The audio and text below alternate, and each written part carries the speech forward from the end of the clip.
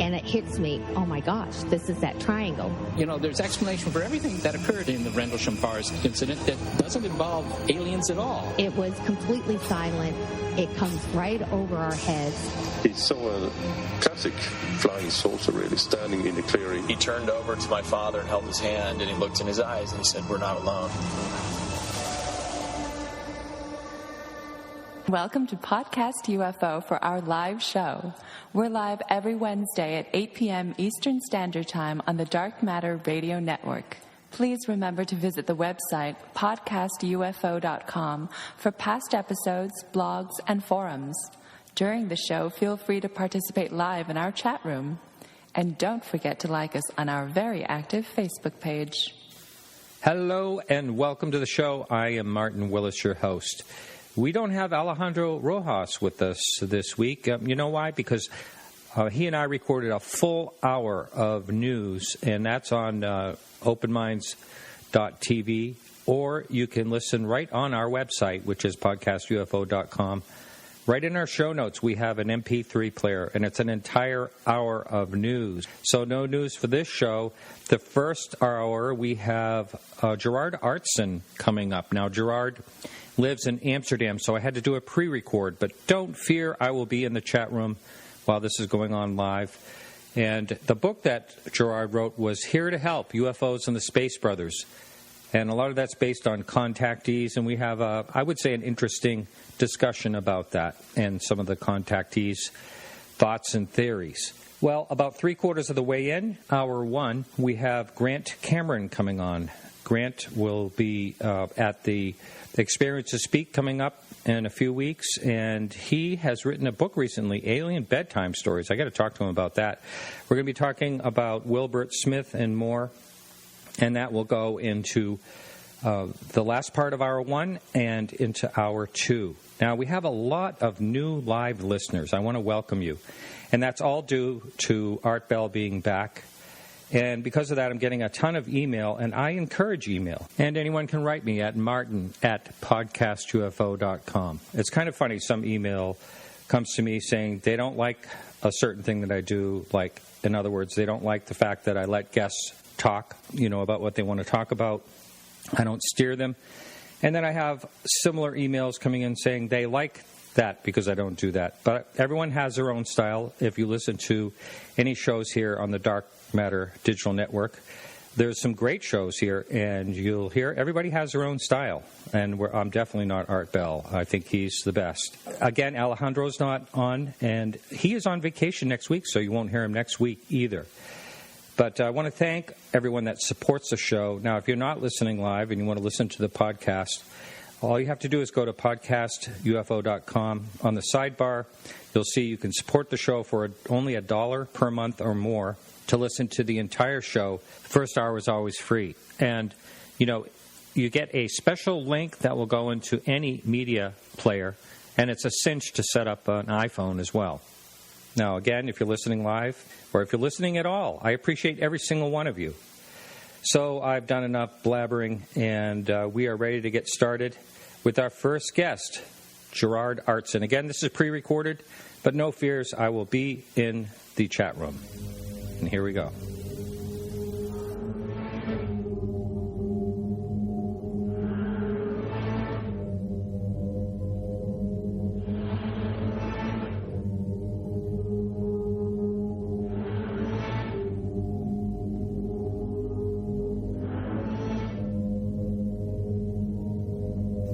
I am recording to Amsterdam, actually, right now, with Gerard Artsen. How are you, Gerard? I'm very well. Thank you, Martin. How are you? I'm doing great. And you have a book with actually an amazing title, and I was really looking forward to speaking to you. And it's Here to Help, UFOs and the Space Brothers. First of all, I would like to ask you to share your reason for getting interested in this topic to begin with. I don't care if it goes all the way back to childhood. Well, it does go back a fairly long way. My background is that of a student of the Aces Wisdom teaching. And the Ageless Wisdom teaching is the teaching that have been given since 1875 by people such as Helena Blavatsky from the Theosophical Society, Alexander Bailey in the early 19th century, the first half of the 20th century, and later Benjamin Graham. And I had been reading George Adamski's books at a fairly young age, around 18 or 19, and lots of Eric von Däniken's books. But much later in life, I discovered a direct connection between the stories, the information coming from the early contactees and these wisdom teachings in the form of George Adamski's first book, Wisdom of the Teachings, Wisdom of the Masters of the Far East, which he published in 1936. So that was well before his first book about flying saucers. So that's where my interest in the subject comes from. And my first publication was a book about George Adamski, A Herald for the Space Brothers. And since writing that, I think I did it in 2010, I came across so much more information from so many other of the early contactees that chimes in with these teachings that are culminating in this time, in the crisis that we see in the world and the changes that we need in the world, that I decided to write Here to Help, UFOs and the Space Brothers. Wow. Now, we have a regular listener, I'm sure he's going to be listening to this, that actually met George Adamski and a few other of the other George, Van Tassel. Van Tassel. Yeah. Mm-hmm. And actually, he says that they actually admitted directly to him that they were making this stuff up. Have you ever heard that? I've heard it before, and I think some of the contactees may have made statements to that effect when for whatever reason. But I've done so much research, and I've seen so many accounts, including research from a fellow author from the UK, Timothy Good. I don't know if you're familiar with his work. I've met Timothy. Yeah. Mm-hmm. Yes. And in his book, I believe it's the one called Alien Base, he also writes that there's actually, this was just before the millennium, change of the millennium, he wrote that at this time, much of George Adamski's information is even more relevant than it was back in the 50s. So I have no doubt that what George Adamski had been lecturing on, writing about, speaking about, is exactly what he wanted to convey to the world and what he was asked to tell the world. All right. So basically, the premise is that you believe that the contact that has been made here has really been set forth into actually helping us, because I breezed through your book. Unfortunately, as most of my listeners know, I've been very busy in the last several months. I wasn't able to read through your book totally, but I did skim through it. And the premise is that we're being contacted and being guided along so not to basically destroy ourselves. We are run on greed, all that. Can you kind of explain where this is going? Yes, and correct, indeed. The people from space, the visitors from space that contacted dozens of people around the world, not just in the United States, but around the world in the 1950s, and since then, the contacts are still continuing, have done so in order to inform humanity that we need to change our ways. Our economic system, our financial system, our societies are based on a missing piece of information, or rather some ignorance in terms of the spiritual realities of life. have come to tell us, listen, you are one human race. You all depend on the same planet, and you need to get together. You need to cooperate to solve the problems that you experience at this time in order to survive as a race, as brothers and sisters of the same race. And they offered their help to governments, which was declined. There's several accounts in that respect about space people contacting the United States government, for instance, and offering technology and help, etc., as long as we would abandon nuclear technology. Similar accounts have come from Italy, from people involved in the friendship case, and.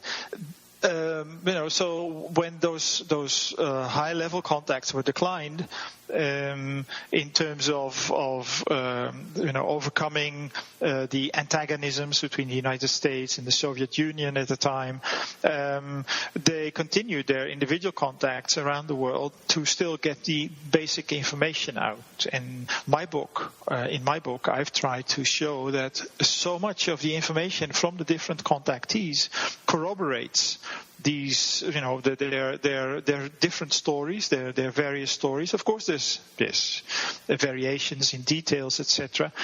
But we are always dealing with individual people from different backgrounds, different upbringings, different cultures. And one will be religious, perhaps. Another will be more mystically inclined or more scientifically, more academically inclined. So there will be those differences. But it's amazing to see the amount of information that is shared among them.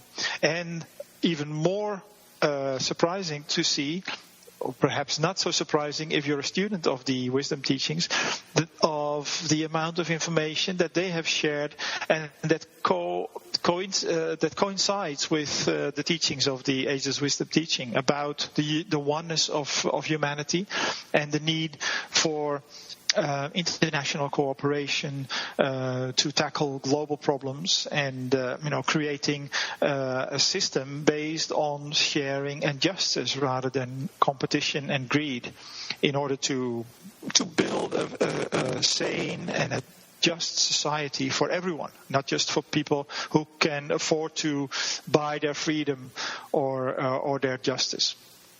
Wow, this actually kind of goes along with a lot of the things you hear, that people who claim they've had an abduction experience of some kind or another. They've seen visions of a world destroying itself, and this is what is going to happen if we don't stop doing this, all the way to Zimbabwe when there was the 65 school children.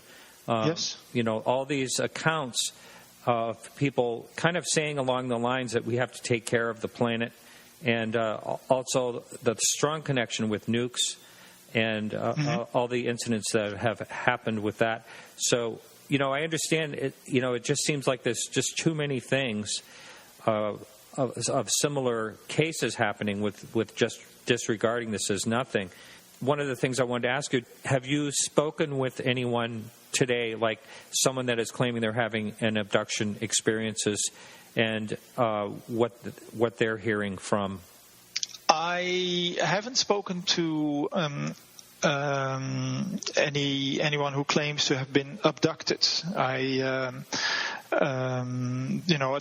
The whole abduction narrative in my mind is unfortunate, and it only arose after the early contactees in the 1950s, because you don't find stories of abduction among the early contactees when they were getting so much attention, especially Gerard Aartsen, for their information and their message of hope and brotherhood. That's when this disinformation campaign apparently started, and that's when you begin to hear stories of abductions towards the end of the 1950s and especially in the 1960s. And now it's a common part of the whole UFO phenomenon, it seems. I personally think that it is, and I understand there's many people who claim to have been abducted, and that it's an ongoing experience for many. I believe that either they are not taken against their wishes, and they've just come to call it abduction because it has been such a household term since the 1960s, or they have been having their experiences, and the experiences are real but are not connected to any activity by the space people, but rather by secret agents whose job it is to disqualify, to ridicule, to instill fear of the extraterrestrial presence. Or some people, and then let's be real about it, some people just have a very active imagination and they think these things are happening to them. So there's various explanations for the abduction narrative, and I think it is very telling and very significant that you do not find stories of abductions until the information coming from the contactees started to worry the authorities because of their immense popularity. Right, and they did. They had a great number of followers back then. Now, there is another thing that you hear a lot. I've heard this repeated many times, and I'm not sure where it originated from, but that there was a deal made with the U.S. government as far as abductions or hybrids or whatever it is in exchange for their technology. Have you looked into that claim at all? I've come across it, and I think it's nonsense. So it's not about the evolution of humanity. Is not strictly about the evolution of the form. Our form having evolved out of the animal kingdom, and the animal kingdom having evolved out of the vegetable kingdom, and the vegetable kingdom out of the mineral kingdom. Those are vehicles for the expression of consciousness, expression of life through the evolution of consciousness. And this evolution takes place throughout the universe. Scientists are still thinking that Earth is lucky in a way in that the chemical balance of elements was conducive to life coming into existence here. But there is no part in the universe where there is no life. It's not always visible to our eyes, but if you have studied the wisdom teachings, you will know that life doesn't depend on dense physical forms for its expression.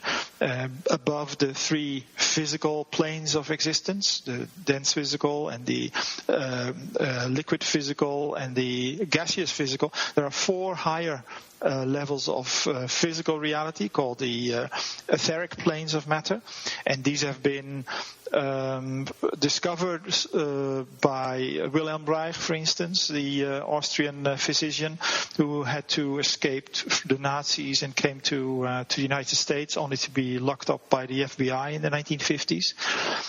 He discovered orgon, what he called orgon, and which is basically those four higher planes of matter, which elude our range of vision, but they're real nonetheless, and it's on those higher planes of matter where life on the other planets takes place. So what we're dealing with is extraterrestrial life that hasn't evolved to our point of evolution yet, and extraterrestrial life that has gone ahead of our point in evolution.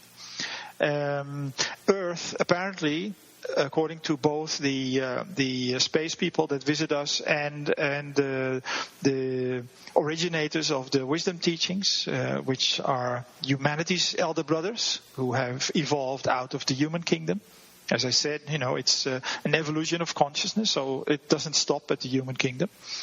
These are saying that Earth is in a particularly tricky point, at a particularly tricky point of its own evolution as a planet, and therefore we are being protected.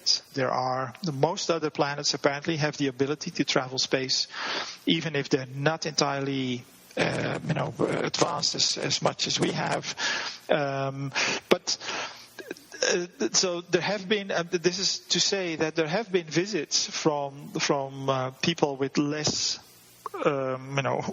lofty intentions.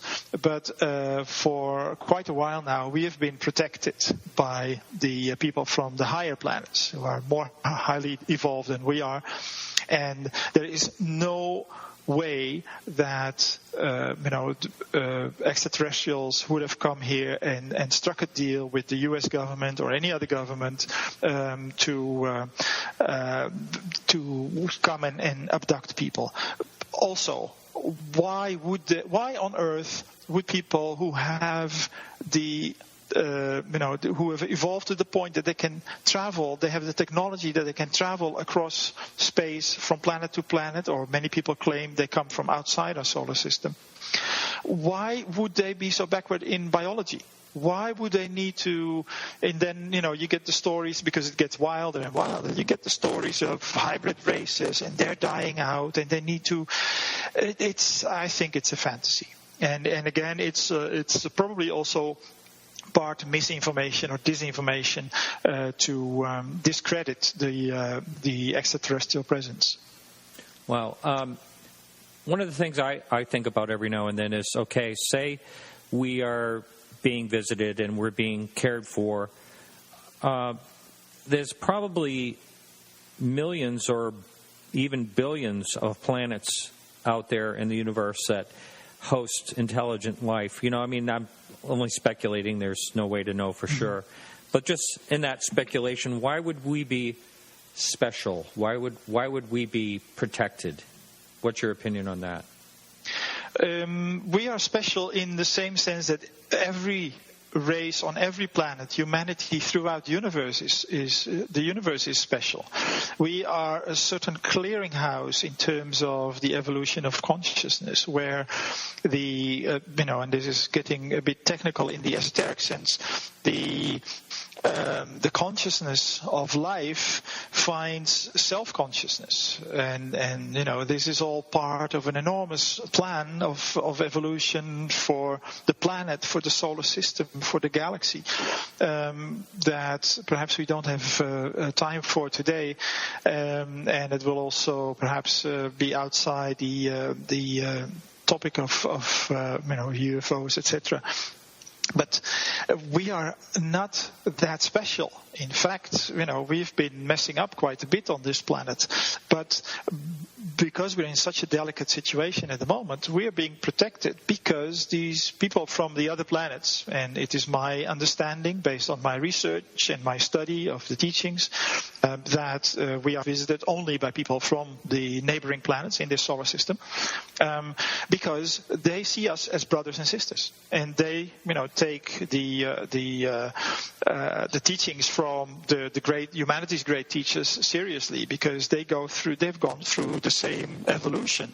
They see themselves as their brother's keeper, so they come here to protect us, so that we can make this transition safely into a new age, the cosmic age. You may have heard of the age of Aquarius, and that's just a term to indicate that the solar system is making this movement along the heavens, and every 2,150 years it aligns with the next constellation in the zodiac, and for the coming 2,150 years, more or less, that will be the constellation of Aquarius. And each of these constellations have a different energetic effect, and also every age, every cosmic age, is inaugurated by a new teacher. We all, and I'm going back to the wisdom teachings again, and that's why this is a very important part of that connection with the field of ufology and the extraterrestrial presence. In fact, if you look back in history, you will see that every religion has come out of a certain set of teachings that was given to humanity by a great teacher. And it's not that the teachers came to found religions and create followers. That's what humans did with the teachings that they received, with the understanding that they had at the time, or maybe their motives to gain power over their fellow humans. But we're talking about Krishna, we're talking about Buddha, we're talking about Hermes and Hercules, and we're talking about Jesus or the Christ as the inaugurator of the previous age, the age of Pisces. And this age too will be inaugurated by a teacher. And we also know that one of the traits that all religions share is that they all expect a new teacher. Christians are waiting for the second coming. The Buddhists are waiting for the fifth Buddha, Maitreya Buddha. The Hindus are waiting for the 10th incarnation of their god Vishnu. Some parts of Islam are expecting the 12th Mahdi, the Imam Mahdi. The Jews, of course, are still waiting for the Messiah. So it's a very universal concept, and in the teachings it's called the doctrine of the coming one. And the coming one, this time, the teacher for the new age, comes at a time when humanity is making a breakthrough. I mean, we can see it around us. It's not just a matter of technology, but the world is coming together at a level that is, that we haven't seen before, at least not in history as far as we know it. There's a long part of history that has gone unrecorded, at least by our historians. But the teacher is going to inaugurate the new age, and the ageless wisdom teachings since 1875, given since 1875, have been given to humanity to prepare us for this time when we will be making this transition into, some people call it an ascension, and there's all kinds of fanciful words, but what it comes down to is that we realize we are one human family. We have one planet that we are responsible for, and we have to clean up our mess if we want to survive, and we have to overcome our differences, which doesn't mean that we have to all start believing the same thing or saying the same things because we have our different cultural backgrounds, etc. But we need to overcome our differences in order, through respect for our differences, to create unity in diversity. And that will be the only way to create a planet where everyone can live a fruitful life, developing the talents and everything, as long as everyone is ensured, is guaranteed the basic needs for life, adequate food, housing, education, healthcare. Those things need to be provided for everyone, not just for people who can afford it in rich countries, but across the world, around the world. And that will be the first step. Because I'm sorry, I keep going on because okay. These things are all interrelated. What are we seeing in the world now? We see massive crises, not just on the environmental front. Look at the financial system. Look at the economic system. Look at education. Look at our societies. Third world countries, people starving. Have been starving for decades. And what do we see now? We see the rich countries. America's building a wall in Mexico. Maybe they finished it already. There's the Mediterranean in Europe, dividing Europe and Africa.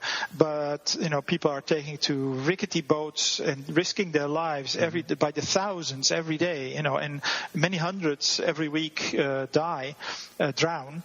because they're trying to get to a place where they've been told they will at least have a chance for future prospects. And the same thing is going on on the other side of the world in Australia, where many refugees from Asian countries are trying to find a better life for themselves and their families. There's no way back. We're trying to continue in the old ways of, competition is good, and the more wealth you create, the better it is, and everybody needs to work for their keep, etc. But if we don't create a level playing field, because the playing field since 1945, since Bretton Woods, has been skewed to favor the rich countries, and especially the wealthy people in the rich countries, and in America now, and increasingly also in Europe, to favor the large corporations, and our civil liberties are at stake. So all these things converge to make us aware that we can't go on in the old ways, and we will. I believe, based on what economists are saying now and analysts, that we're about to experience a final crash of the systems that are now crumbling financially, economically, etc. And that will bring us back. Humanity as a whole will bring us back to our senses, and that will sort of show our readiness, or pave the way for the teacher for the new age to step forward and to show us, there's hope. It's not the end of the world that the old systems are gone, because they were based on the notions from the previous age, and a new age is starting. And he will, he's not going to. No one is coming to rescue us. The world teacher isn't, and the masters of wisdom aren't coming to rescue us or to save us. Neither are the extraterrestrials. They're all here in support of humanity that needs to come to its senses and make a decision to, start to cooperate, create justice for everyone through sharing the world's resources, the world's food, the world's technology and knowledge and everything.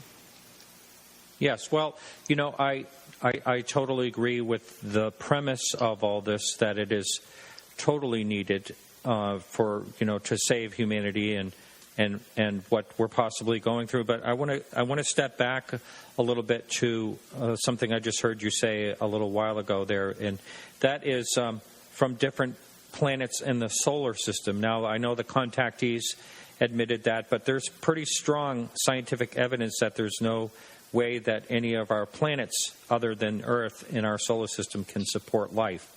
So I guess I would like to hear what your thoughts are on that. Are you still sticking to the contactees, Venusian, and all that stuff, or are you agreeing that it's impossible for life to exist there? On the contrary, one of the things I said was that life doesn't depend on a dense physical form to express itself. So on our planet, and I understand that Earth is the only planet in our system where life expresses through dense physical forms, plants and animals and humans, etc. The same things we can find on other planets on the higher planes of matter, the etheric planes of matter. I mentioned Wilhelm Reich earlier. He discovered orgone. And as I said, orgone is really his amalgamated name for the 4 higher levels of matter, etheric matter. Semyon Kurlian developed a technology with which he could photograph the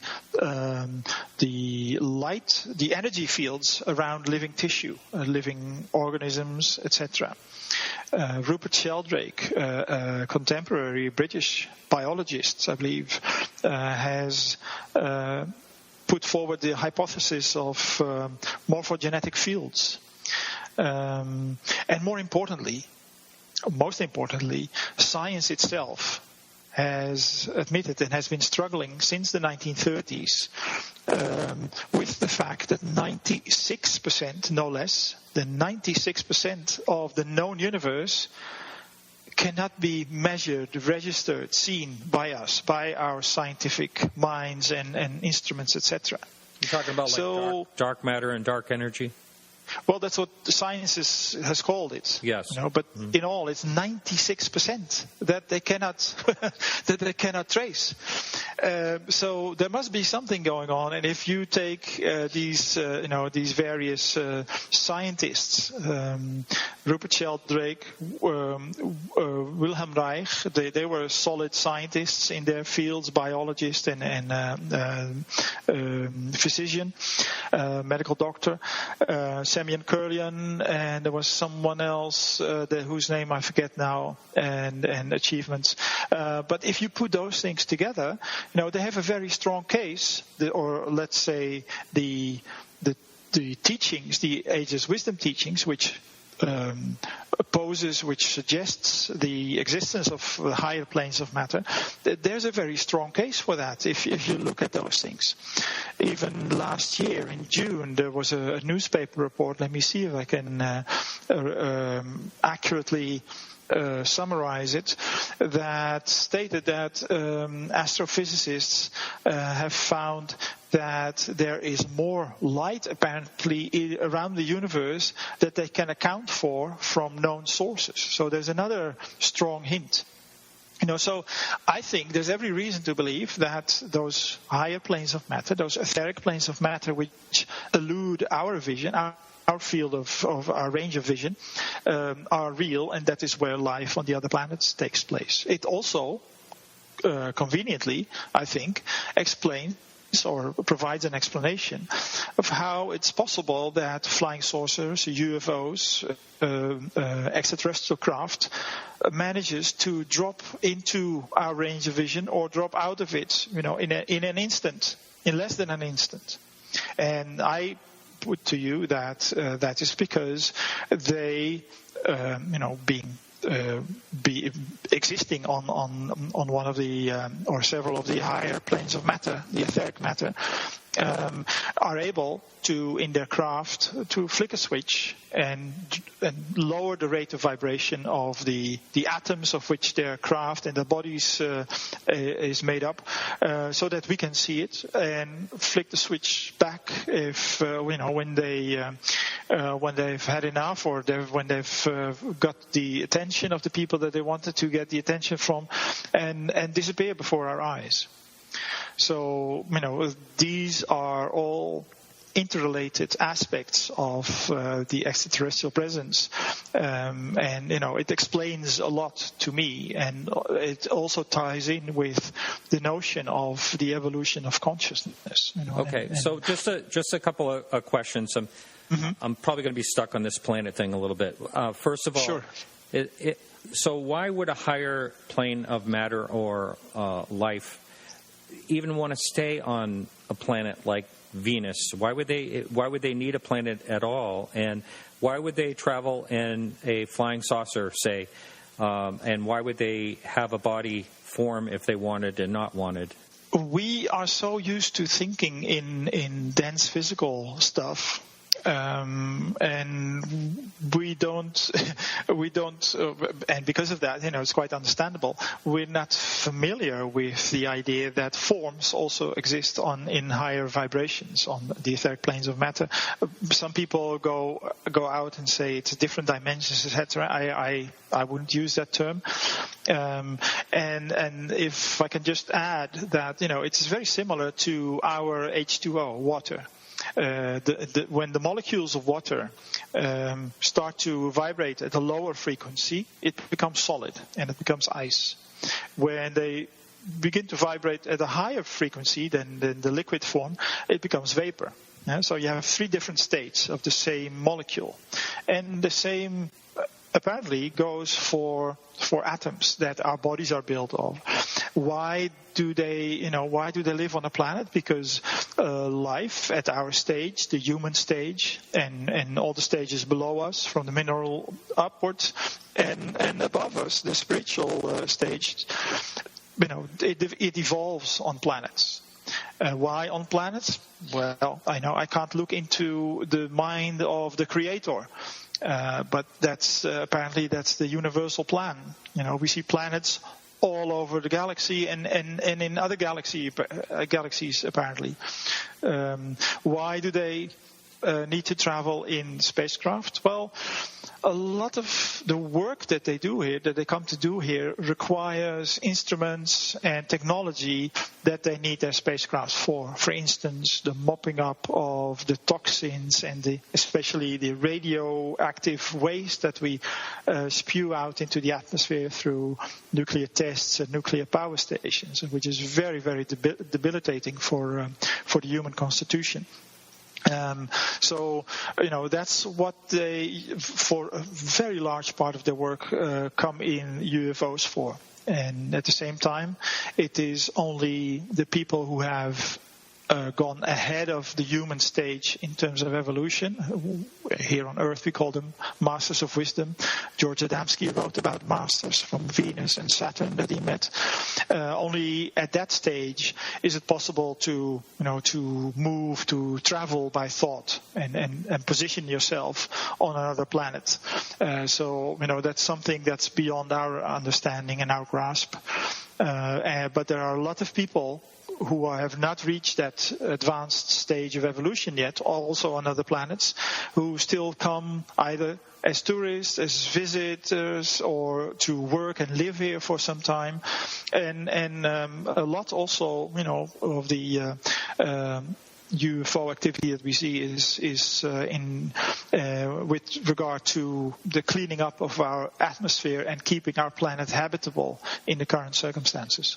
I know you're saying this is like a higher form of matter, but what would I'm still having a hard time here with why something would be attracted to an uninhabitable planet, and what type of evidence could possibly ever show that there is actually some type of form on planets? Yes, it's funny because you see it as an uninhabitable planet, like Venus or Mars or whatever. It's uninhabitable at our rate of vibration, perhaps. I'm not sure because I haven't been there. But, science tells us that for bodies and forms, the physical forms that we are familiar with, human beings, Venus and Mars and the other planets are uninhabitable. But at the etheric planes of existence, so they are higher than the gaseous level, circumstances may be completely different. We don't know because we can't even see, science here doesn't even recognize the etheric planes of matter on our planets. And the forms that I could try and explain it like this. The forms that we see, your body, the desk that you sit at, the plants that you see around you when you look outside, they are actually the precipitation of the blueprints on the etheric levels, which is where the hypothesis of morphogenetic fields comes in from Rupert Sheldrake. And so our planet is the exception in the solar system in that, the physical expression has come down to this very low frequency. On the other planets, they have the same etheric planes where these same forms exist, except it hasn't precipitated to the same low frequency that we have here on Earth. I don't know if that explains it a bit more. Well, but on those levels, there's no need for the oxygen that we have here, or the same chemical balance in the atmosphere and things like that. Well, I don't know if you're going to take this offensive or not, but I'm not buying any of this. I can't agree. I'm not offended at all. Okay. And, it's something that, if I don't know, to me it makes sense if the science itself says that it can't account for 96% of the known universe. It just can't account for it. If there are scientists like Rupert Sheldrake and Wilhelm Reich who come up with hypotheses that begin to give an explanation for that 96% of missing whatever it is, matter, or then I think it's a serious contender to what the Ageless Wisdom teachings say in terms of the etheric planes of matter. And Semyon Kurlian has developed this photographic technology to record energy fields that we don't see with our physical eyes. So I personally don't mind if anybody buys it or not. I'm putting it forward as what my research and my study has taught me. So no, I do understand that there are many levels out there that humans can't see, can't realize by, like you're saying, by vibrations, by spectrums of light. There's all kinds of things that we just can't see that could be actually around us. But one of the things you said a little bit earlier, you were saying that one of the reasons they needed their craft, their saucer or whatever it is coming into the Earth's contact is mopping up radioactive waste or something. And what yes. Where did you get that from? That's information that comes from the person who has, in my view, the latest installment of the most recent installment of the Ageless Wisdom teaching. I mentioned Madame Blavatsky. I mentioned Alice Bailey. Benjamin Creme has started talking about this subject and writing about it since 1974, 1975. His first book came out in 1979. He's also the person, an artist and esotericist, futurologist from the UK, who has made it known that the world teacher for the New Age has been in the world since 1977 and is ready anytime now, once the crash happens, to make himself known. And he has, through his moment-to-moment contact with one of the Masters of Wisdom, also a lot of inside information, inside knowledge about the purpose of the extraterrestrial presence on Earth. In fact, Benjamin Creme himself, he wrote a book that mainly deals with this subject. In 2010, it's called The Gathering of the Forces of Light, and it gives the full esoteric perspective. And in fact, in the 1950s, before he started being trained for his current mission, he was a contactee himself for a brief period and talked about the spiritual mission of the flying saucers and the space people in London, where he lived at the time and where he's still living. So that's he's the source for this information about the space people, the majority of the work of the space people here on Earth. So you think that there's space people right now here on Earth working? Absolutely, yes, all the time. Oh, well, let's hear about that. How and what are they doing? And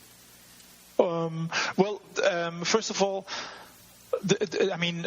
obviously, I think if you go back to the old scriptures, not just the Old Testament, but also the old Indian scriptures and other scriptures from around the world, the extraterrestrial presence has been a fact for millennia. They've always been here, because everything is interconnected, not just on this planet, but also in the solar system.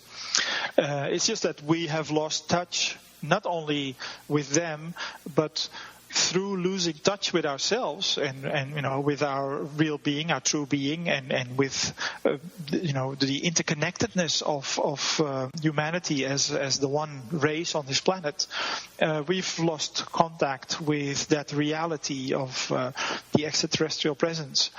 So the extraterrestrials have been here all along, but especially since the discovery and invention of the atom bomb in the 1940s, and the use of the atom bombs in Hiroshima and Nagasaki, they have taken up major interest because this is potentially a weapon that could not just destroy the planet, the Earth, but that destroying the Earth would have a major upsetting effect for the balance in the solar system.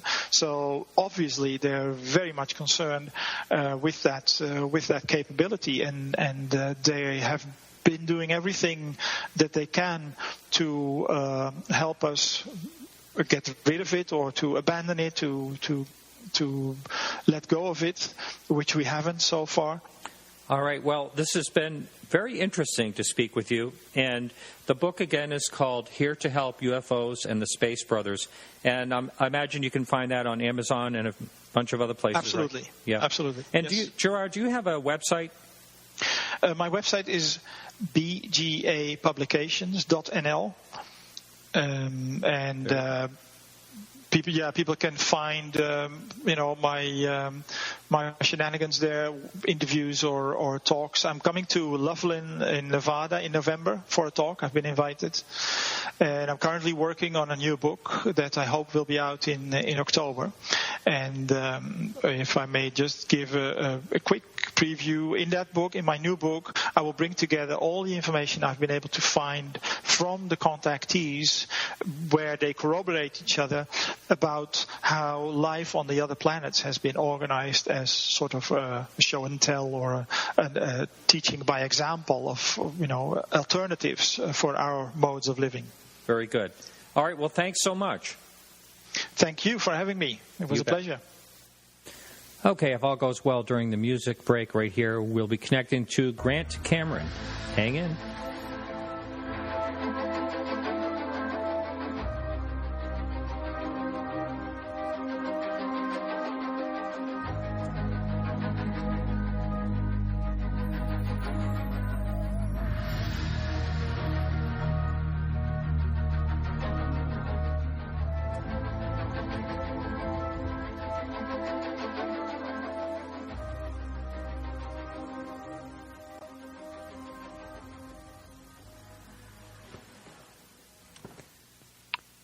Grant Hello. Cameron, yes. How are you? Just fine. Is this Martin? It is, yes. The one and only. Okay. Yeah. Okay. Welcome to the show. Wow, thanks for having me on again. Yeah, you were on quite a while ago, so you're a new guest to us. Now, people that listen to the Dark Matter Digital Network, they heard you just, Monday night, was it, on Art Bell? Monday night, yes. Yeah. So, Grant, just to let you know, we're going to go for a little while here. We take one music break, and we're going to take that in about, I don't know, maybe 10 or 15 minutes, something like that.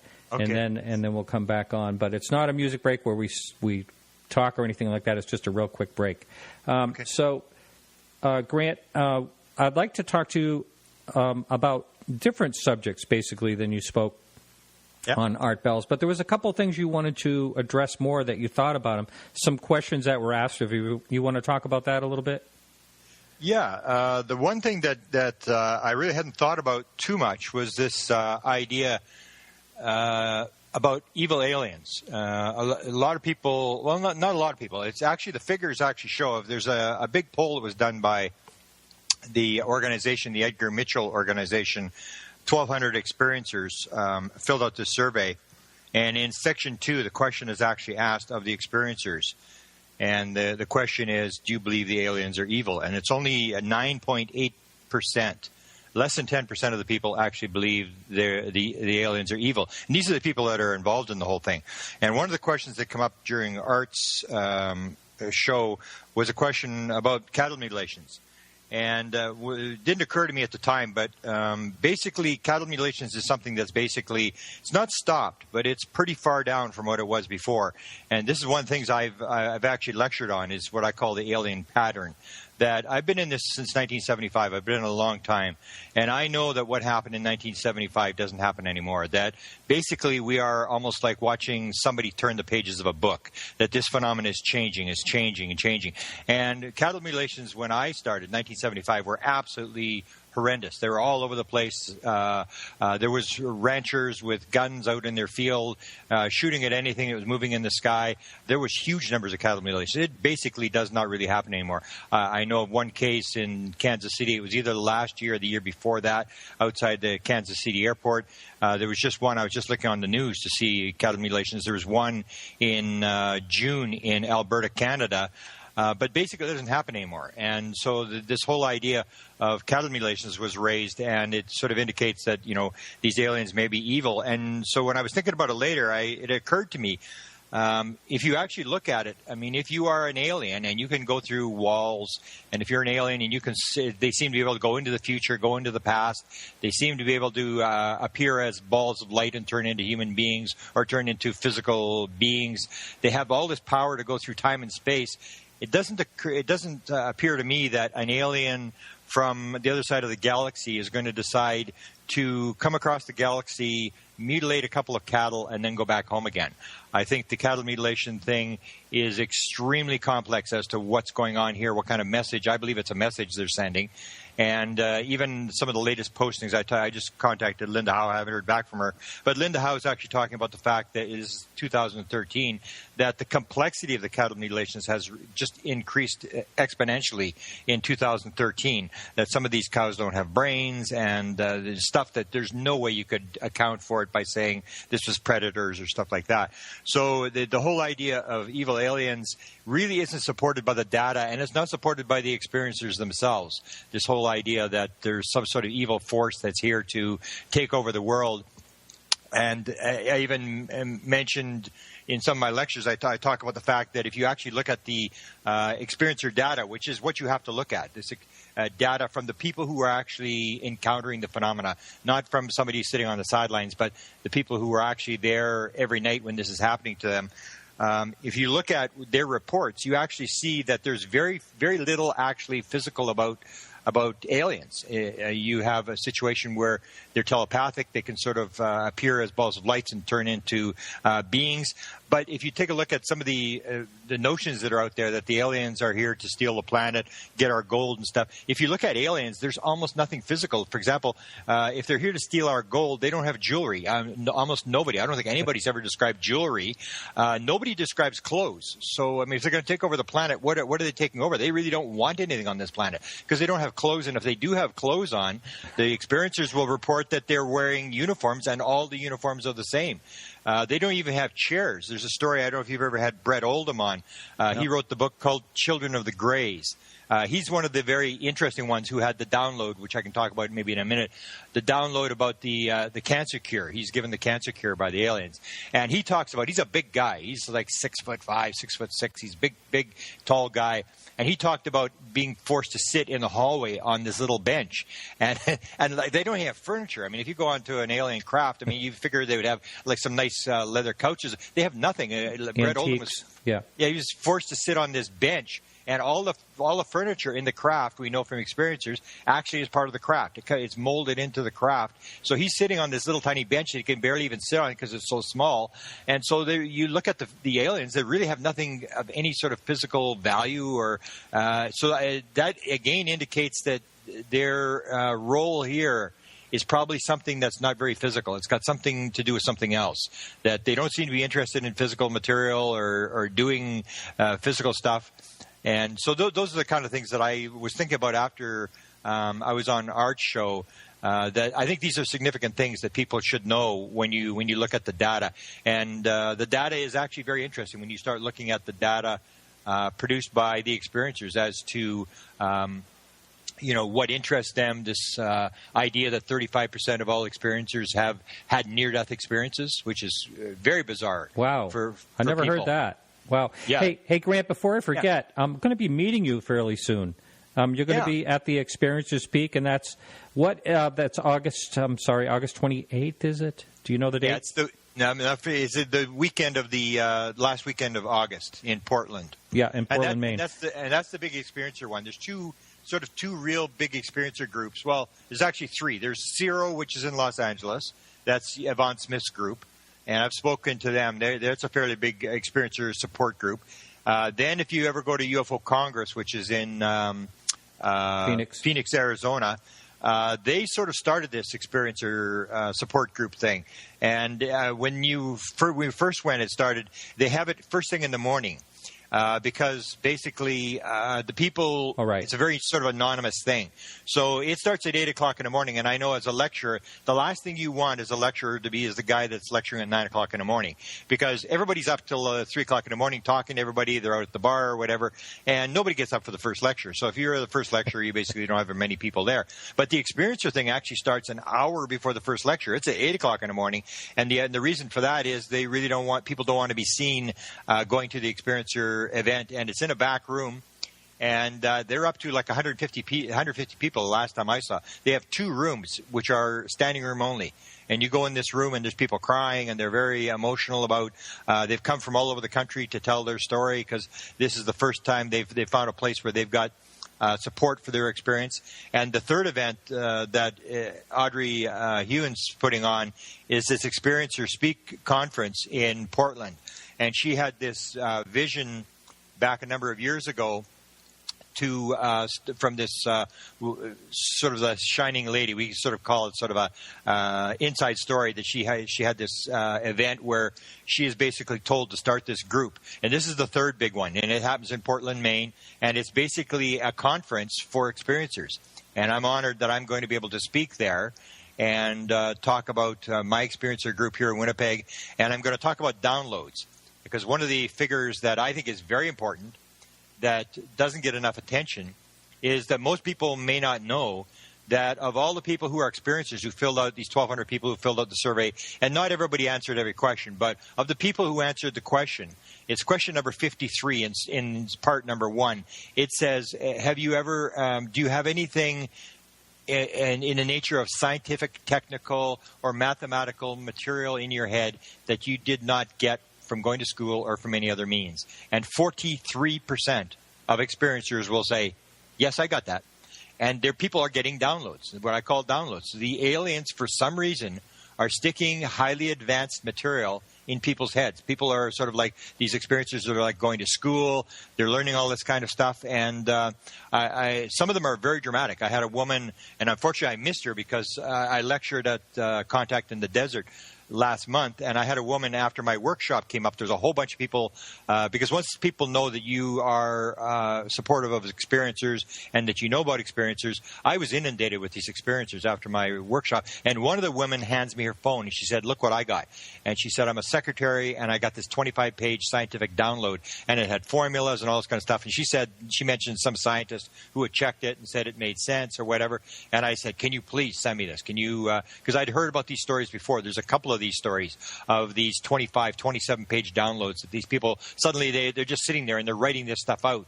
And she promised she would, but she never did. So you get this kind of stuff where people are getting virus. I know a guy, I can't out the guy, but I know who he is. He's at a university in Texas. Got a download on how to kill viruses, whether it's the AIDS virus or the cold virus. And what it does is it encapsulates the virus. And there's no ifs, ands, or buts. He's telling me, this research doctor, it came from aliens. He told me about his alien experiences. His daughter actually helps me run my experiencer group here in Winnipeg, and she's a medical trained doctor. And so you get these guys. I have a guy, a former NASA engineer, who put an experiment. Again, I can't out the guy, but put an experiment on a space shuttle. And very dramatic experiment, and they said, no, we're not putting this on here. This is garbage, never going to work. And he got this idea, this download. And finally he got some scientists to sign off on it. They put it on the space shuttle, and it worked. And he sold his company for, reported $100 million, he and his partner. And he told me, he said, Grant, that idea came in my head that morning. The last thing I remember that night was a hooded figure standing at the end of my bed. So this is, I think, very important. I mean, this is what I'm going to talk about at the Experiencer conference in Maine. I'm going to talk about these downloads and dramatic stuff like cures to cancer. And so the whole point is, what do you do if you get this kind of stuff? To me, it's much more important than chasing sightings. It's much more important than what the government knows or whether they're going to tell us or whatever. These people have got material that they're being given, and I think we should try to figure out why they're being given this material. And is anything that they have of legitimate benefit? Wow! And because I mentioned that one with Brett Oldham. I don't know if you're going to go to the break or we can. We're going to go with the break. And I hope you don't take offense at this, but did you have a double latte before the show? Yes, I talk fast. Yeah, okay. We'll get used to it. That's fine. I love getting a lot of information, so this would be great. But no, we'll take a break in just a minute here. I wanted to say to the live listener out there, you can jump over to the chat room, which is at podcastufo.com. And also, this is a call-in show if you'd like to call in. Some people do every once in a while. That's 603-967-4030. So, Grant, just before we take a quick break here, are you taking a little bit of a break from, you were known for the President's UFOs.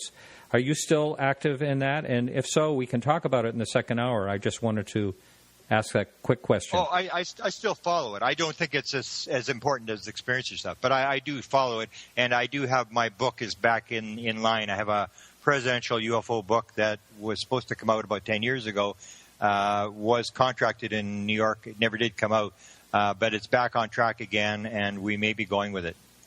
Oh, great. Do you have a working title for that book? It was Presidents and UFOs, but somebody else just put out a book with the same title. I think I saw that. It's going to be different, but it's basically going to have UFO in the title, and it's the stories of the presidents. But it'll move. It's very interesting stuff what the presidents know and who have seen UFOs and all that kind of stuff. It's extremely interesting stuff. Yeah, I'd really like to talk about that a little bit in the second hour. Okay, so hang on. And the podcast listener, if you want to listen to the entire show, you can support the show for only $1 a month or more right on our website. You can see that at podcastufo.com. All right, so hang in for this really quick little music break, and we'll be right back.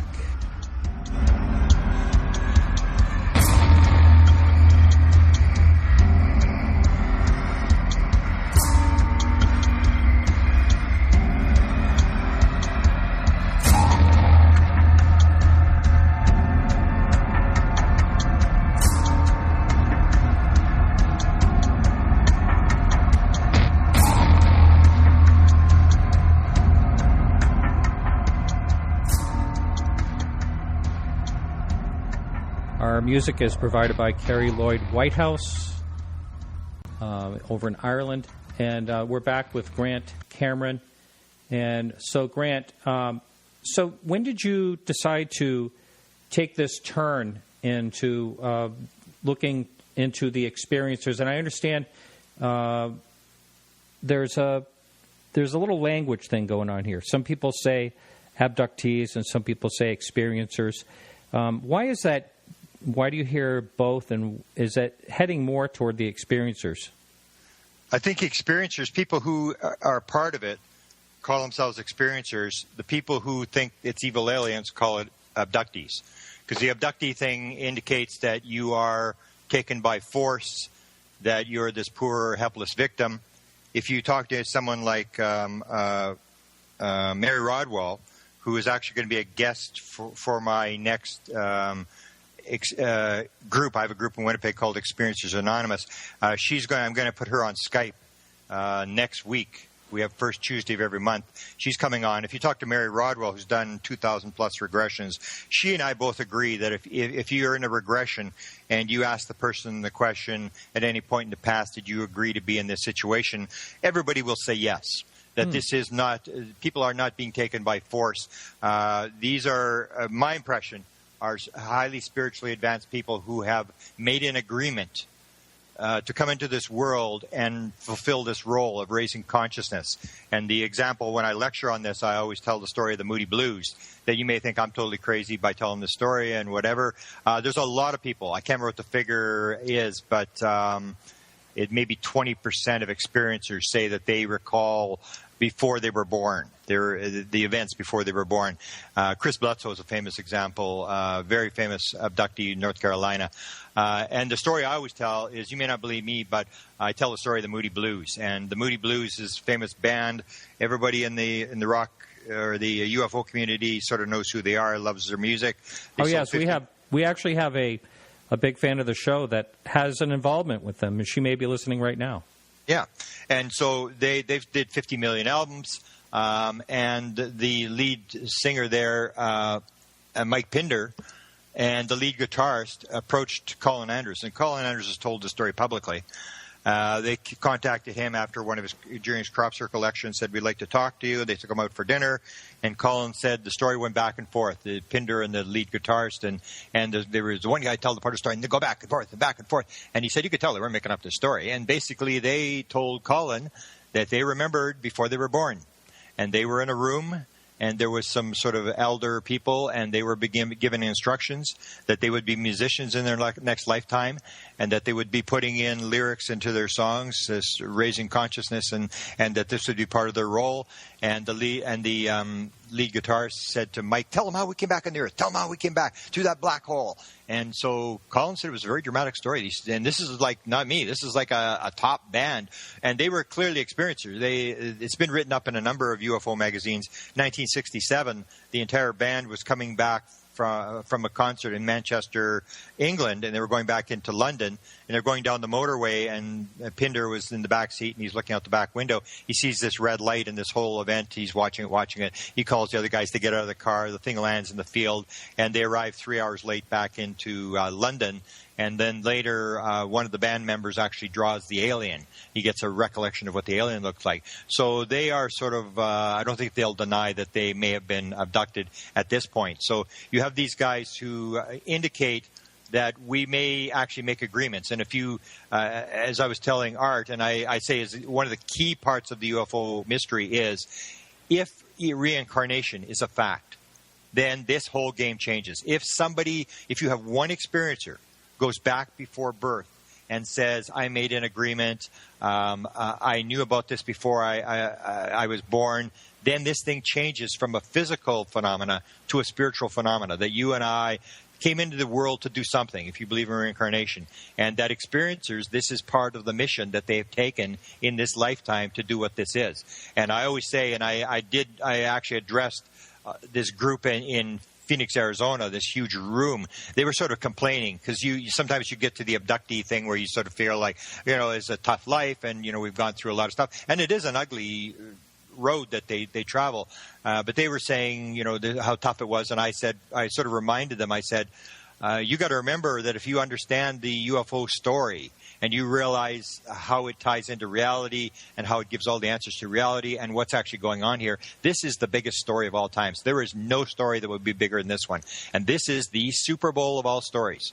And you, as experiencers, are chosen. You may not like it, but you have been chosen to play this game, and you are in the Super Bowl. And you better realize that you're in the Super Bowl. You could have been an untouchable at 100-degree temperatures in the slums of Calcutta.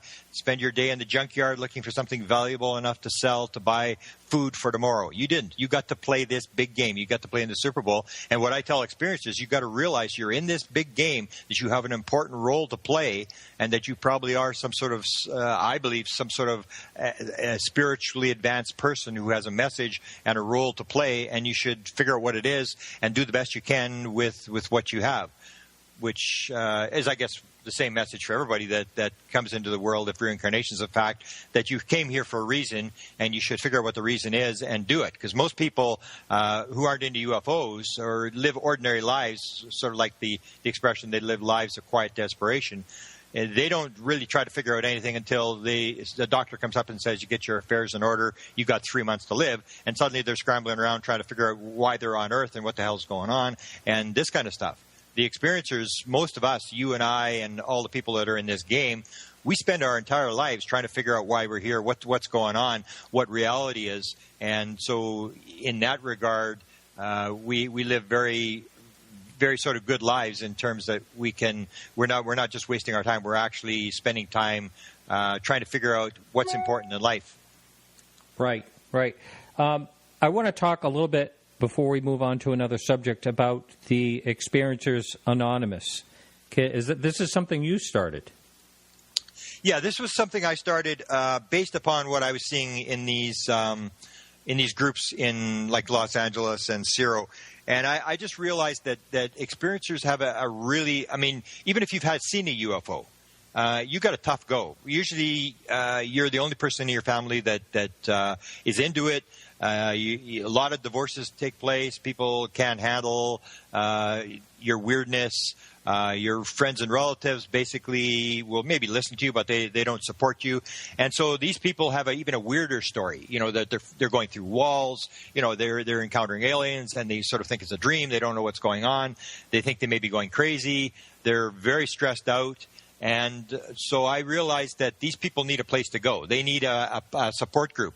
And I sort of refer to them as, and some other people refer to this as well, the experiencers of the UFO field are like the gays of the 1960s, that basically they're ostracized, they're in the closet, and they're starting to come forward. And what you have to do is you got to provide them a support group where they can come together. Because the number one thing you have to do, if you are having, say, weird dreams and you think that you may have been abducted, the number one thing I tell people when they say, what should I do, is I say, you have to write it down. Number one, because your friends and relatives may think you're crazy, but 500 years from now, your great ancestors, the people that succeed you, are going to think you were great, man. You lived at the time of Christ, or the signing of the Constitution. You lived at this very important time. So you should write it down, and the more you talk about it, the more you try to analyze it, the less stress you're going to have. The reason people have all the stress is because they bottle it up and they don't deal with it. So what I did with this group is I provided a support group, and we have,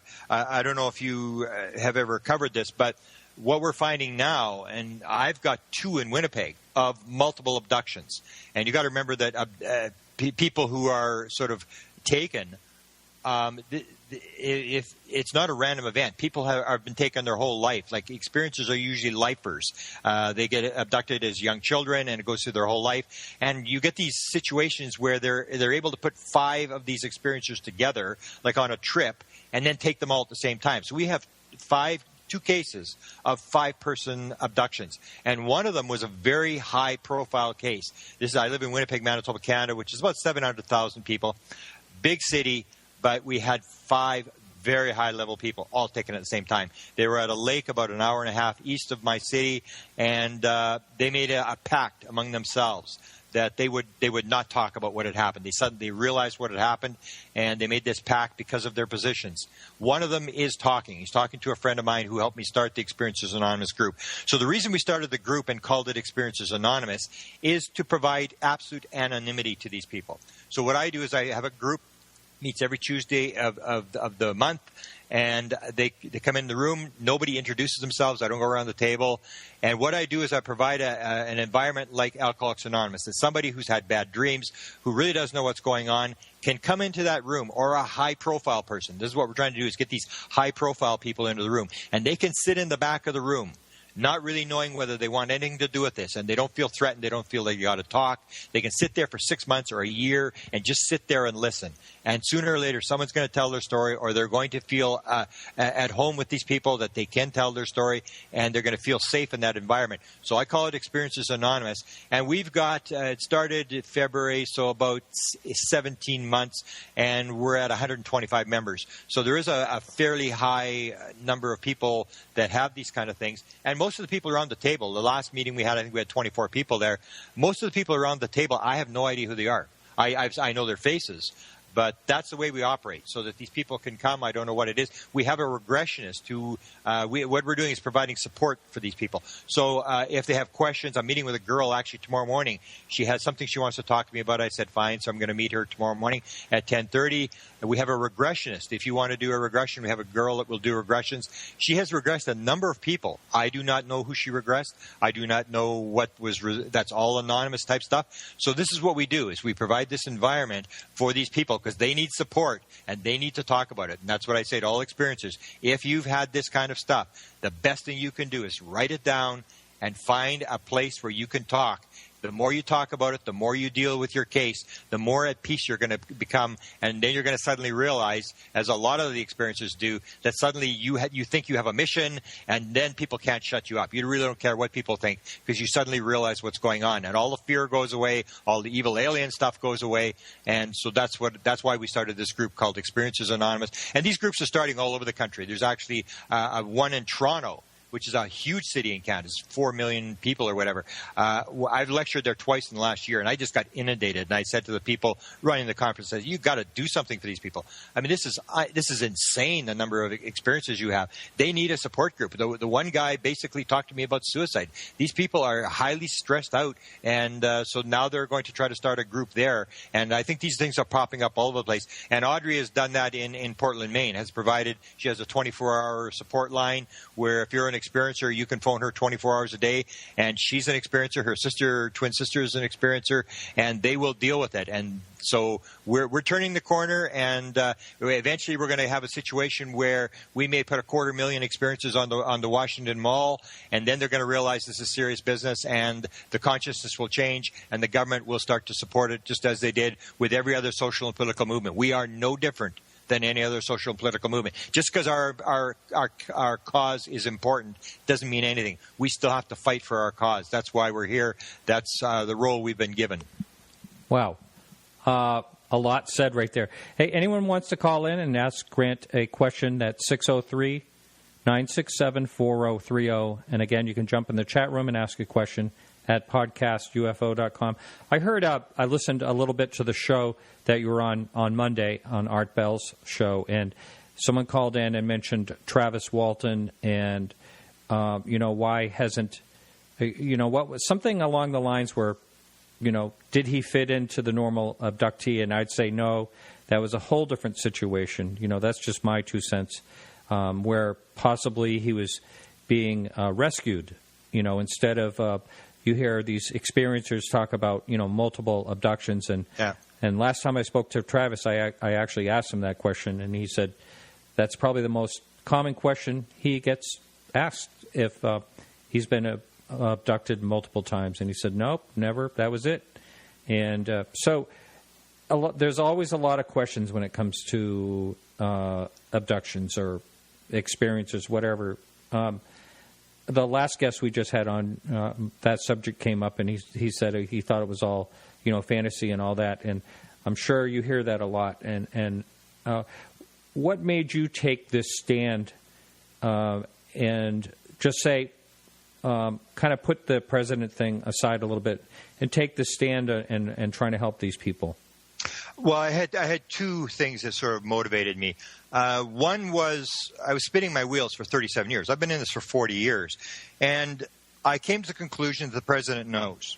The president knows what's going on. He gets the top secret stuff. And he's sworn to secrecy like everybody else. I had my occasion to talk to Dick Cheney. And Dick Cheney, I asked him the briefing question, which is did someone walk in your office and swear you to secrecy and tell you the truth?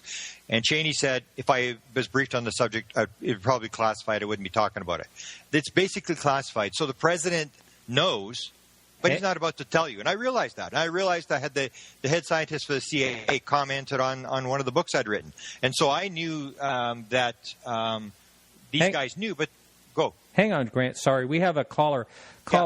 Please say your first name and introduce yourself, if you would. Hi, my name's Lou. I corresponded with Grant when I was living in Texas. I live in Southern California now. And Grant, I'm calling and my guess is there's no new news, but I'm curious if there is any new news on Dr. Eric Walker. And I'm sure that name will ring a bell with Grant, because I know he's done a lot of wonderful research relating to Dr. Walker. And I don't need to say more, Grant. Is there any news? No, we put everything that we had in the book. This is the book, okay. UFO Area 51 and Government Informants. Right. What happened is my co-author wanted to sort of edit the interviews, because some of the interviews were kind of weird, where he was sort of trying to throw us off the track, and he was talking about stupid stuff. Or at the time I thought it was stupid stuff. Some of the stuff actually makes sense now, what he was saying. And I said, no, let's just put everything in. And so we took everything that we had said. And there was a number of researchers, maybe 8 researchers around the world, after he indicated that he had been at a set of briefings at Wright-Patterson Air Force Base, and the fact that he was the president of Penn State University, and he had 14 doctorate degrees, very high-level guy. We put everything in the book. One of the things, this last question I was just asked, ties into this, is why I made the switch. And one of the reasons I made the switch was because of something Dr. Eric Walker had said. This happened February 26, 2012. I get the download experience in Phoenix, Arizona. So when I made this move to consciousness and experiencers and all this kind of stuff, I went, number one, because experiencers, you can watch stuff fly around in the sky. You're never going to learn anything. If you talk to somebody who's been inside the craft or has interacted with the aliens, you got a chance to learn something. So the experiencers are number one. And because I had this download experience, part of the download experience dealt with something Dr. Eric Walker had said in 1991, which I basically didn't understand what he was talking about until this happened, where suddenly all these pieces came together in my head. Suddenly everything fit together. It was like somebody put them together for me. And one of the things that Walker had said, we were asking him about the control group. We were asking him about, are there still just 12 people on the control group, the MJ-12 control group, and are they all still Americans, or is it an international group? And Walker answers the question by saying, let me ask you a question. What do you know about ESP? And the guy who was in Great Britain who was interviewing him had no idea. Well, like, why are you talking about this for? And then Walker said, look, unless you understand about ESP and how it works, you will not be taken in. He's talking about the control group. You will not be taken into the control group unless you know about ESP. Very few people understand it. And so this came down to this thing, where this download thing, where I got these 3 items that came into my head that all said, this is consciousness. There was a top-secret Canadian government document from 1950 where the Canadian government was told that mental phenomena was part of the flying saucer phenomena. Flying saucers are real. It's the most highly classified subject, and there's mental phenomena involved, which is extremely important because 1950 nobody was talking to aliens. In 1950, there was no contactees. There was no abductees. This is interesting. Yeah, this is interesting. Interesting insights. Thanks. Yeah. Keep going. I just want to. This is pretty interesting. Thank you. Yeah. So that's why I made the shift to consciousness, because I as I told many interviewers, I didn't choose to do this. I was teleported to this side. I mean, I was the nuts and bolts guy doing the documents and stuff, and suddenly I went, wow! I've been sleeping for 37 years, and suddenly I realized I was told. And with this, when you get a download. I've wrote a book that's in editing right now, which talks about these download things. One of the things that comes with these instantaneous downloads is absolute certainty. You know for a fact this is true. And this download, the fact that UFOs, the basic key to the UFO phenomenon, if you understand what's going on, you have to look at ESP, consciousness, mental phenomena. That's what it's all about. And I was absolutely certain, and that's when I made the shift. I just said, okay, the presidents, I follow the presidents and stuff. It's very interesting stuff. But it basically is just telling stories. It doesn't give you an answer. It says the president knows, and that's all I can really tell you. Hey, Lou, thanks so much for calling in. Oh, sure. I actually have another question, if I can. Sure, yeah, go ahead, fire. Of your show, and that would be, Grant, can you summarize the downloads? You said you're writing a book on these downloads. Can you summarize this in a very, very short nutshell kind of answer, what the downloads were for you?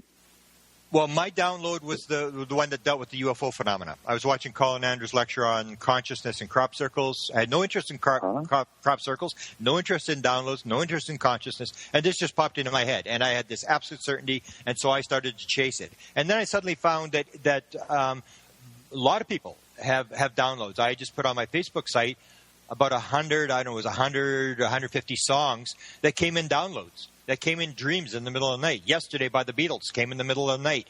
The song Let It Be, Paul McCartney's song Let It Be, was a dream. His mother came to him in a dream at a very tough time in his life and said, it's okay, it's going to be okay. And that's when he put, Mother Mary comes to me, speaking words of wisdom, let it be, let it be. His mother's name was Mary. Mother Mary is not, I always thought it was the Mother Mary from the Bible. It was his mother came to him in a dream and told him it was going to be okay. And so I started to get all these ideas that all these songs were coming in dreams, that we think that people are writing this kind of stuff and that they're, rationalizing this stuff. And I found out 8 Nobel Prizes that came in dreams.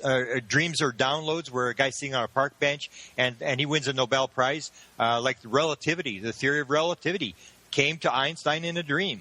The theory, the modern day theory about the structure of the atom came to Bohr. He won the 1922 Nobel Prize. Came to him in a dream. It was a horse race. There was a voice, and he watched these horses, and this voice was telling him about the track and how the horses move from lane to lane. And that's where the idea for the modern atom. And I suddenly realized that I'm basically It's almost like Mark Twain said, 99% of everything is plagiarism. And you think that would make us humble, but it doesn't. Basically, I started to get the idea that basically almost everything is a download, that when you're sitting there waiting for an inspiration.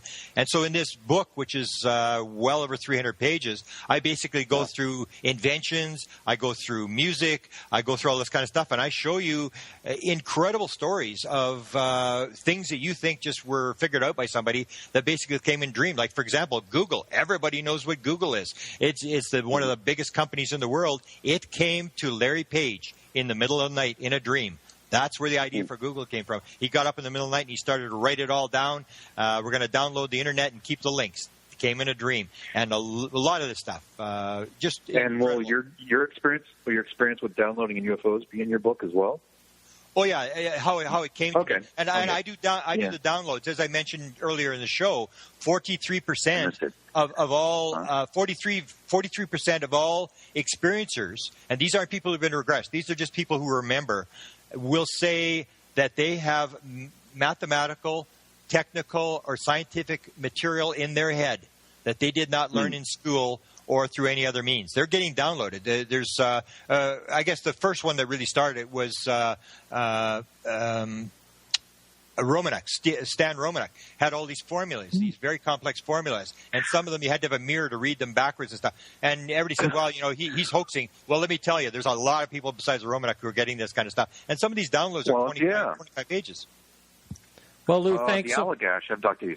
Sure, the Allagash abductees had downloads. And thank you for your patience. Actually, Lou, while you're on, you're right. You're right about that. That's amazing. I've spoke to those gentlemen in person. And one of them is, mathematics, and all their artwork changed. That's a fascinating case. Yes. Those guys are amazing. Yes. Well, thank you.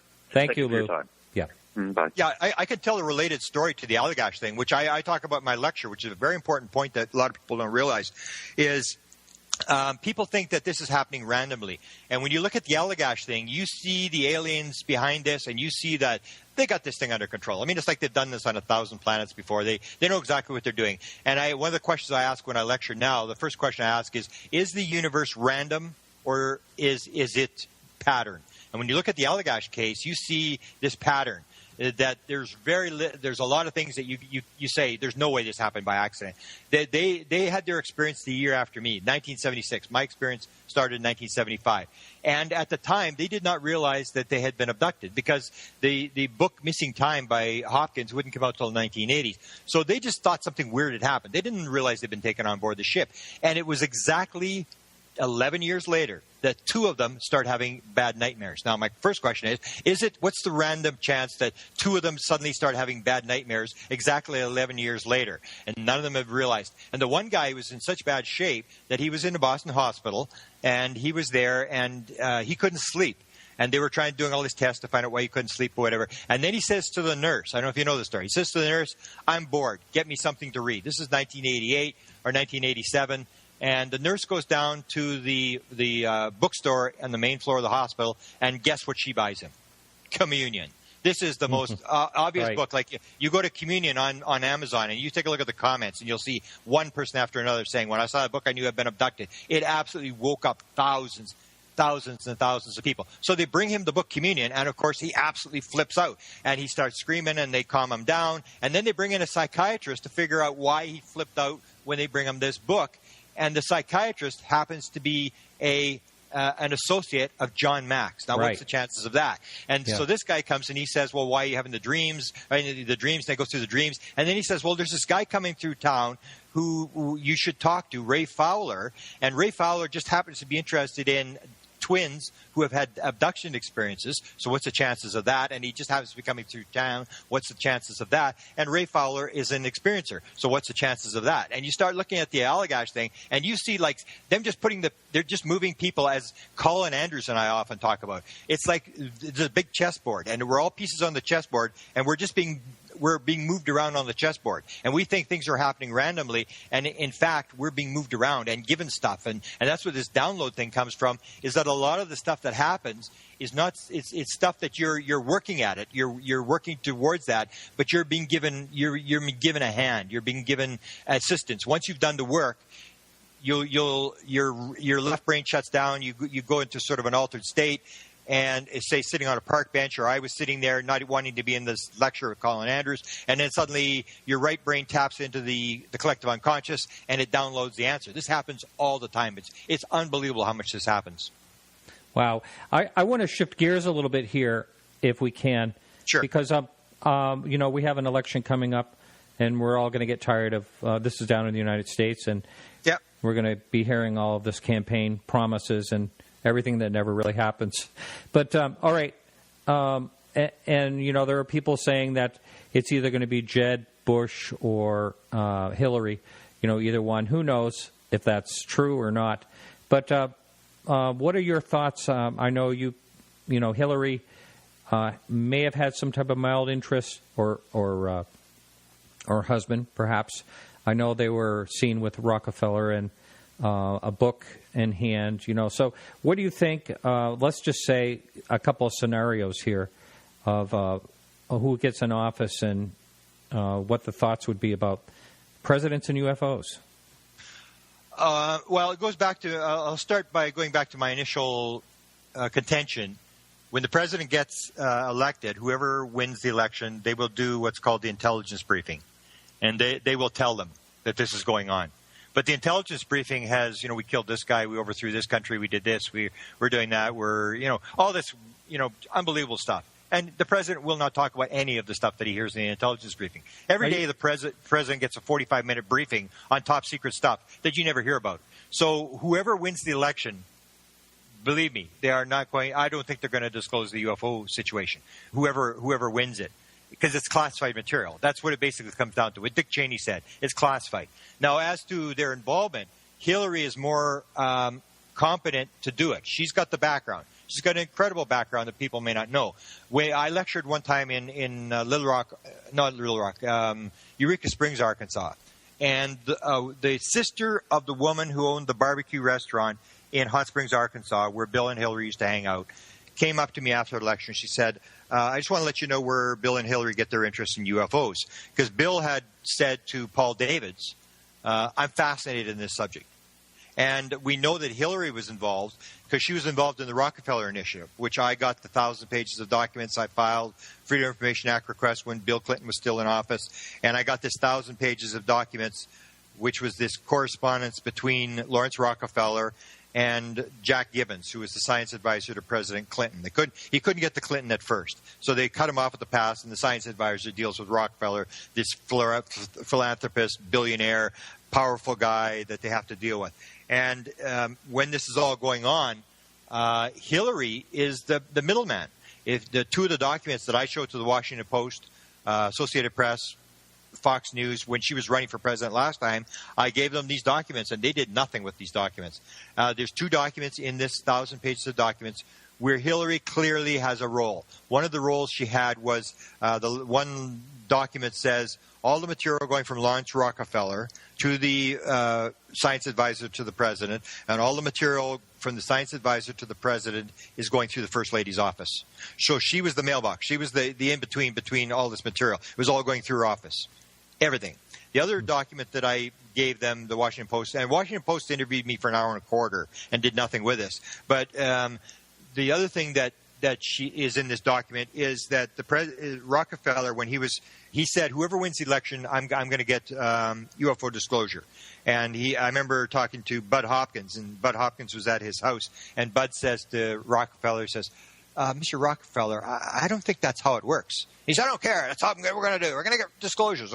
So whether it was Perot or whether it was Bush or whether it was Clinton, he said, I'm getting disclosure. So he comes to get disclosure. And they basically are sort of playing the old game. We don't know what's going on. We can't help you, whatever. He said, look, if I do not get what I want, I am going to put a full-page newspaper ad in every major newspaper in the United States demanding that the president disclose UFOs. And went, hang on, Mr. Rockefeller, what do you want? What do you want us to do?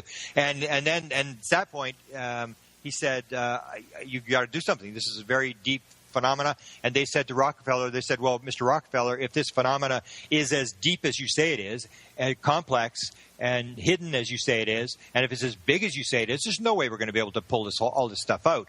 Give us one case. We'll go after that one case, And once we get that declassified, then we'll go after the rest of it. So he said, okay, Roswell.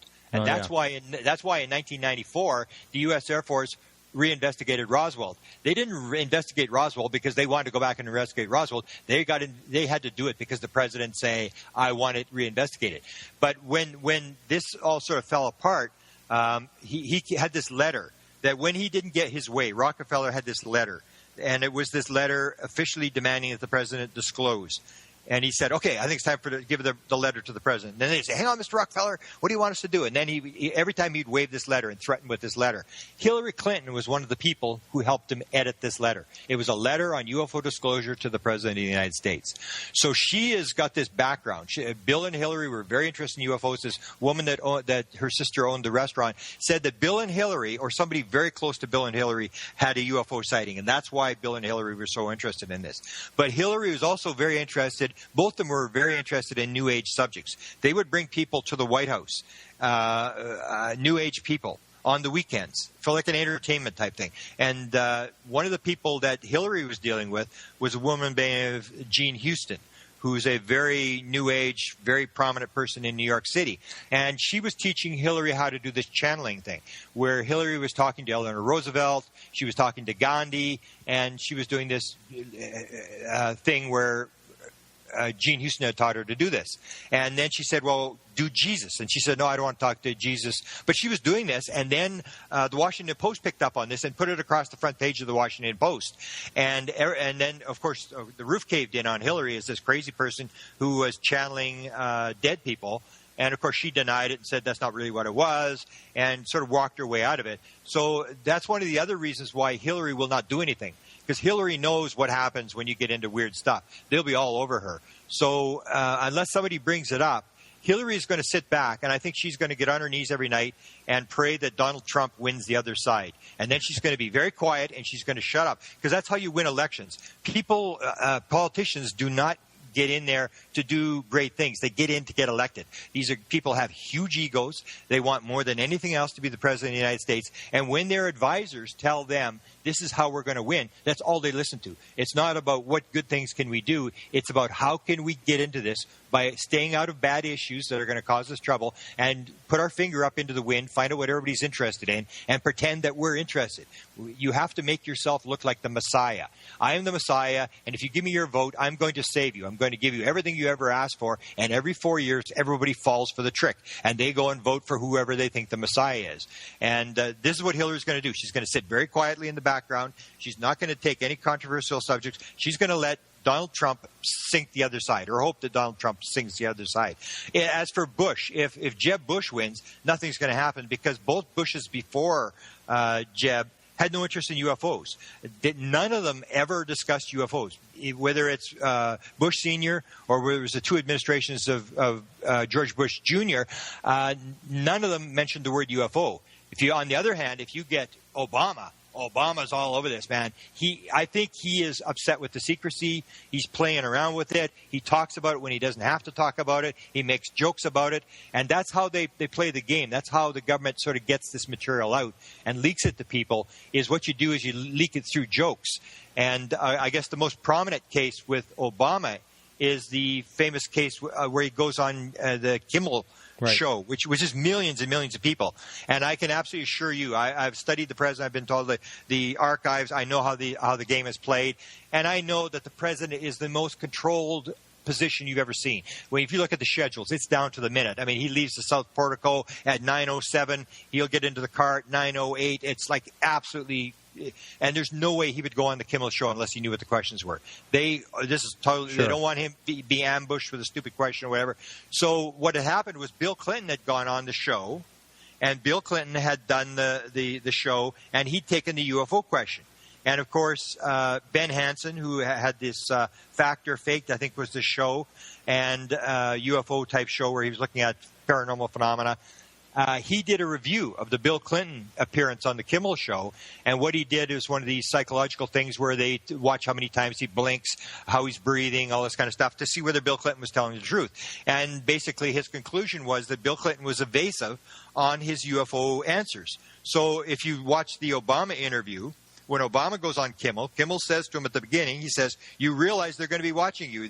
You realize they're going to be watching you, what you do and how you move. And Obama says, yeah. So Obama knows about this Ben Hansen show. He knows this review was done on Bill Clinton. So he knows that he's going to be in the spotlight, that when he answers these UFO questions that are coming, and he's approved the UFO questions, that everybody's going to look at his demeanor and see whether he's telling the truth. So when you see him do the questions, people say, well, he was just joking around. One of the questions, he absolutely specifically says, I can't talk about it. He's no joke. He just says, I can't talk about it. But when he gets to that, just before that question, that's the big question. When he said, the question I say you've got to ask is, what did you do about it? Did you get briefed? What did you do? Like, we tried to always get this question to Jimmy Carter. What did you do once you got to the White House? I don't care if you saw a UFO. I don't care what you thought about UFOs. What did you do about this when you got to the White House? Get a real specific question. So he gets asked the question, what did you do when you got there? Did you try to get the answer to the UFO thing?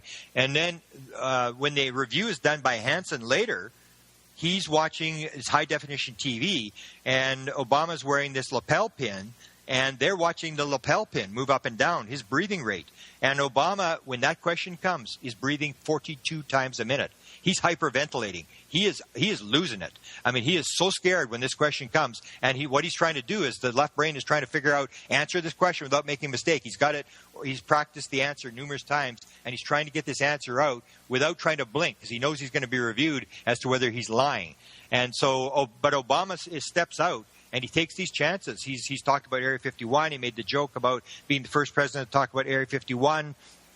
He made this very famous statement that he knew would get out to Will Smith's son. Do you know that? Have you had that story on your show about Jaden, where Jaden wants to ask the question and the president picks up? And this happens in the Situation Room, where Obama makes this famous statement to Jaden, Will Smith's son, and says, "If I can neither confirm nor deny that extraterrestrials exist. But if they do, and if there had been a top secret meeting on the subject, it would have occurred in this very room." He knew that was getting out. I mean, he knew that this story would get told. And so that's what I think Obama's doing. He's upset. He's upset with the secrecy, but he can't do anything. He swore to see. They can throw him in jail the same as they can throw anybody else in jail. He can't talk about it. He swore to his secrecy. So he's indirectly taking jabs at the media or at the secrecy keepers. The same as Podesta's doing the same thing. John Podesta, it was his guy that helped him pick his cabinet when he first came in. And Podesta is the most powerful guy in the Democratic Party. He started the big Democratic think tank in Washington, D.C. He's a very, very powerful guy, and he was always known as the X-Files man. He was fascinated with the X-Files when he was in the Clinton administration. When Bill and Hillary Clinton were in, John Podesta had his 50th birthday. And this is one of the FOIAs I filed, which I was denied, and I'm still denied this FOIA. And what happened on John Podesta's 50th birthday is that he had a X-Files birthday party, and Bill and Hillary dressed up like the X-Files. So there was 83 or 84 photographs, and a videotape. So I knew this, and I filed an FOIA for these videotapes. And they came back and they said, this is personal privacy. And I appealed it. I said, no way. This is a public event. It happened in the White House, a public place. It happened with taxpayer money. The camera was paid for by taxpayer money. The film was paid by taxpayer money. This is not privacy. This is not John Podesta's privacy. This is a public event that was held. And I was denied. And Bill Clinton and his lawyer denied this. So I wasn't able to get it. But they have, just in the last couple of weeks, actually released the documents from that birthday party. And I'm sure it's just going to be happy birthday, John, from different people or whatever. So John Podesta is also playing the game.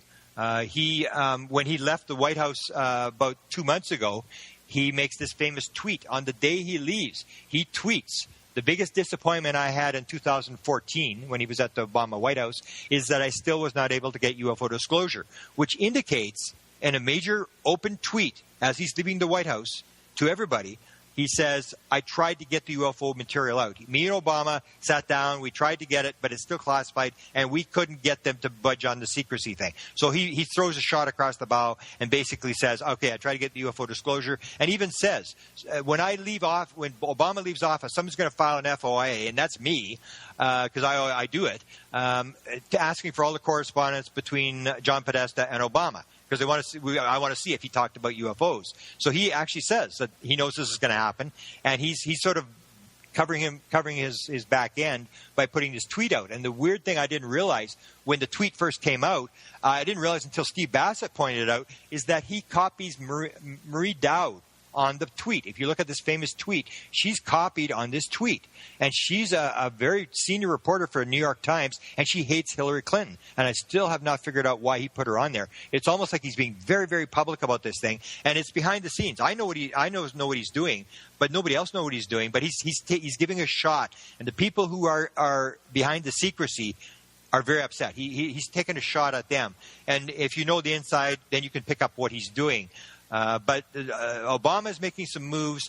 I don't think you're going to see much. What may happen is Hillary may come through the back door. That's what a president is able to do. Jimmy Carter did that. Jimmy Carter said, if I'm elected president, I will release all the UFO material, except for the material that deals with weapons. And that's what it comes down to. It's all about weapons. It's about the consciousness thing, about the telepathy thing, about the weapons, about the free energy. We want it. We don't want to give it to Al-Qaeda and ISIL because they'll use it to kill Americans. So it's all very secret. They want it that way, and everybody agrees. There's 13 presidents have dealt with the subject. They've all dealt with it the same way. They've all played the game. And so what Hillary may do is do what Jimmy Carter did. He got to the White House. He got the top secret documents. He wasn't able to release it. He's under a secrecy thing. So what he does is he starts going in behind the back door. So he sent his press secretary, Jody Powell, to the FBI to find out what they were doing with UFO material. He went to NASA to try to start a new blue book. And NASA said, no, our budget was cut. We don't have the money. We can't do this. If you have some crash material or something that's metal, we'll analyze it, but we can't do this. He goes to the CIA, and I heard the story that the woman that was behind getting the documents from the CIA for Jimmy Carter was under so much stress that she actually broke down in someone's office crying. It was under tremendous pressure. So Carter was behind the scenes. So a president can't do it publicly because you can't be involved. I mean, you can't be said, if you're not into UFOs, you can't come out and say, I'm going to have a UFO investigation because we're not into it. So what you do is you have to come through the back door. And so a president, maybe Hillary will, if she's very interested in it, will try to shake the bushes behind the scenes where people aren't seeing it. Because the head scientist for the CIA actually makes a comment, and I have this in my book, UFOs, Area 51, and Government Informants, where he said that Hillary was driving the CIA nuts. She was trying to get answers, and Podesta was stuck with Hillary Clinton. So this is what happens. They come in through the back and for their own type of stuff, and then you find some way to leak it into the public domain. But the president is handicapped because you're in there to get elected. You don't want to do anything that's going to cause a ruckus. And believe you me, the UFO story, if you're running for president, it's like this famous story with Kucinich, who was running for president against Hillary. And he was outed by Shirley MacLaine that he was 50 feet away from a UFO over top of the swimming pool at her house, and he heard voices and he heard commands, and there was two other people there, and he got everybody to draw the stuff, and they all mapped it out, and they knew the whole day something was happening. It was a very dramatic UFO sighting. When he was outed at this Philadelphia debate, it was over. I mean, his career was over. I mean, he never went anywhere after that. He was always in every article after that, identified as the crazy guy who had the UFO sighting and heard voices. So it's a deadly issue, and they they listen to their advisors, and that's to give you an idea how important this is. The reason that Bill and Hillary Clinton went to the Rockefeller Ranch in 1995 was not because they wanted to go to the Rockefeller Ranch. Bill wanted to go to Hamptons. He always wanted to go to the Hamptons where all the rich people, all the rich Democrats are, and golf and play cards and have a party time.